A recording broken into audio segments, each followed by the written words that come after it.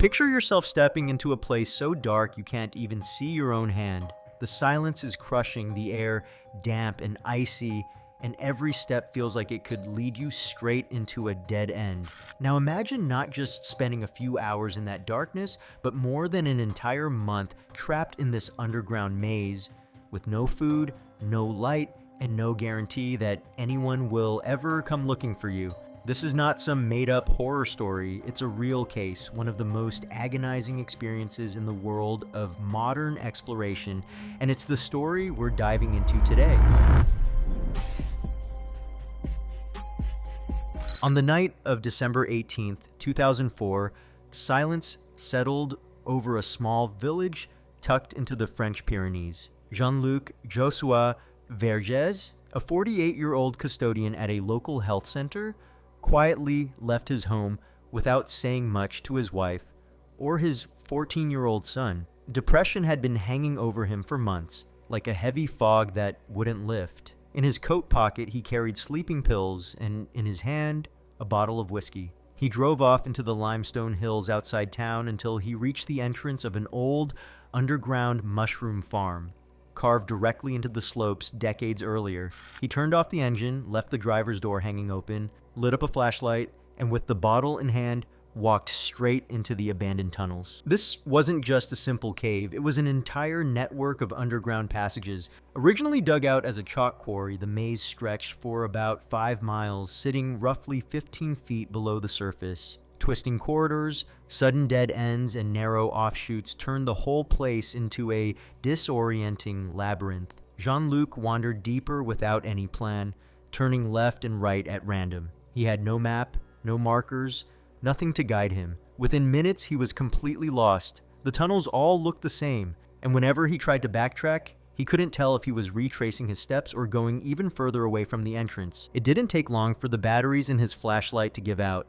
The beam faded little by little until it vanished altogether, leaving him in total darkness. From that moment on, his sense of direction collapsed. He moved forward blindly, feeling the cold, wet limestone walls with his hands. The ground grew slicker the further he went until the mud sucked the shoes right off his feet. Stuck fast, they disappeared into the muck, forcing him to keep going barefoot. The tunnels stayed at a constant temperature of about 54 degrees Fahrenheit, cold enough to become miserable without proper clothes or shelter. His fingertips traced the jagged stone, searching desperately for some sign of an exit, but every passage blended into the last. More than once, he felt sure he had returned to a familiar spot, convinced he was close to freedom, only to realize he had ended up somewhere completely new.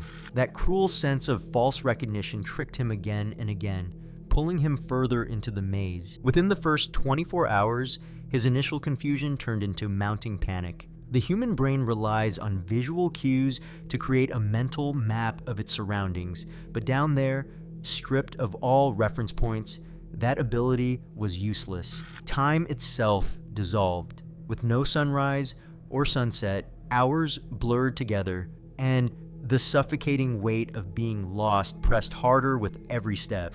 By the third day, hunger and thirst consumed his thoughts. The whiskey was gone, and the pills remained untouched in his pocket. His only lifeline was the slow drip of water seeping through cracks in the limestone ceiling. He would position himself beneath those tiny trickles, letting drops fall straight into his mouth. When the dripping slowed, he pressed his lips against the damp rock, sucking out whatever moisture he could find. The hunger grew so sharp, it twisted his stomach into painful cramps. After nearly a week, Jean-Luc's instincts started to take over. Crawling through the blackness, he scoured the floor like a desperate animal. He chewed on lumps of clay and gnawed at rotting scraps of wood left behind by workers decades earlier. They gave no nourishment, but they dulled the stabbing pain in his gut. In one of the drier corners of the network, he stumbled across discarded sheets of plastic and wrapped himself in them, trying to trap whatever warmth he could. Sleep became warped and unpredictable without the natural rhythm of daylight. Sometimes he dozed for a few minutes and woke convinced days had passed. Other times he drifted in and out of a foggy, half-conscious state, unsure if he was dreaming or awake. As the weeks dragged on, his mind began to unravel. He was swept by waves of despair, broken up only by rare moments of numb clarity. At one point, maybe 2 weeks in, though by then time had lost all meaning, he found a piece of rope left behind in the tunnels.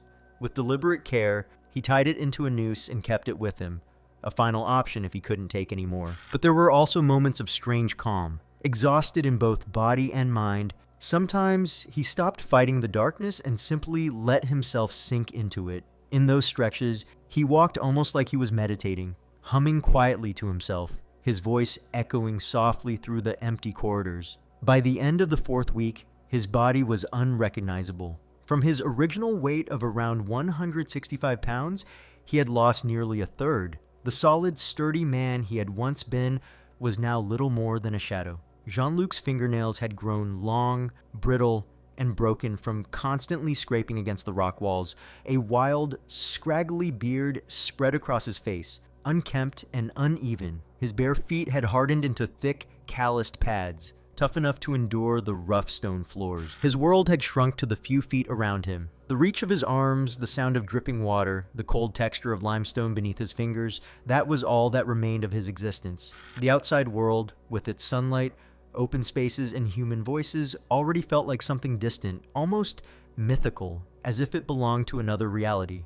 Cut off from all external stimuli, his mind began to fill the void. Sometimes he heard voices that weren't there. Other times, he imagined flashes of light piercing the endless black. On January 21st, 2005, exactly 34 days after Jean-Luc had vanished into the tunnels, 3 local teenagers decided to explore the abandoned mushroom galleries.